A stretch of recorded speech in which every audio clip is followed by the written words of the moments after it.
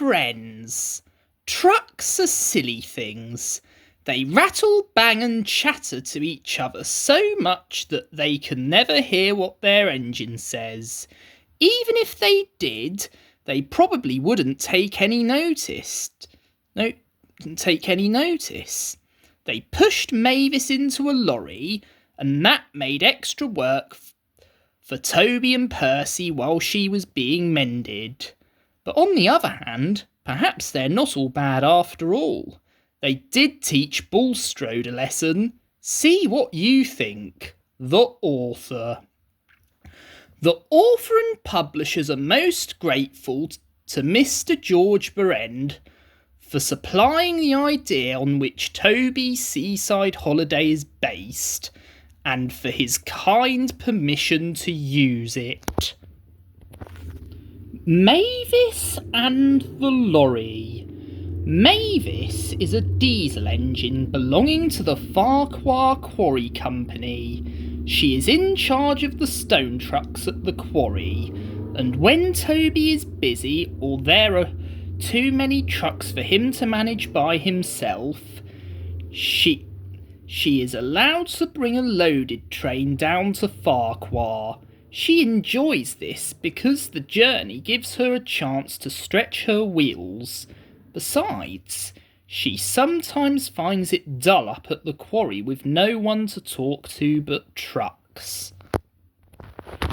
For most of the way, the line runs beside a road. Mavis is always very careful, especially at the place where Thomas once had an argument with a policeman.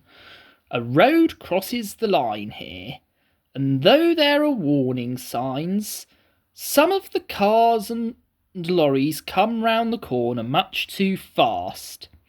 They make Mavis nervous.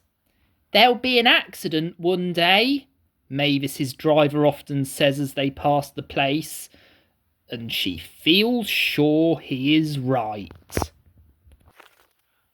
One day, Mavis was late. The trucks had been in all the wrong places, and she had to waste time sorting them out.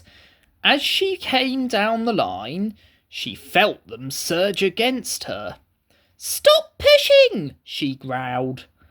They neared the crossing, and Mavis saw a lorry coming towards them. "Oh, he'll stop when he sees us," she thought. But she couldn't know that the lorry driver was new to the island.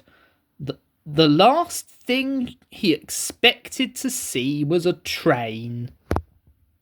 Much too fast, the lorry approached the corner. Too late, the driver realised it was sharper than he expected. He swerved, and at that moment he saw Mavis halfway across the road. He braked hard and swung the steering wheel, but it was too late. The lorry's front bumper just caught Mavis's cowcatcher, and the lorry left the road and skidded into a ditch. With a loud crash, it fell onto its side. Mavis, who had already stopped, watched in horror. "Ouch!" she exclaimed. "That hurt." Oh, I didn't push him over," she cried in alarm. Her driver laughed and jumped down. "No one's blaming you," he said, "but I hope the lorry driver's all right." The lorry's right-hand door was deep in the ditch, but now a figure could be seen struggling to climb out at the other side. Mavis's driver went to help. "Is that a train?" the man demanded. "It certainly is," laughed Mavis's driver. "You must be new here, not to have seen us before." Mavis's front was bent, but she wasn't badly hurt. Her owner sent her to be mended, and asked the Fat Controller if he could borrow Toby while she was away. "But what about the trucks down here, sir?" Toby asked anxiously. The Fat Controller nodded. "I'm afraid it'll mean more work for you, Percy," he said, "but Toby's side plates make him the only engine who can go up there. You remember what happened to Thomas, don't you?" And with that, they had to be content.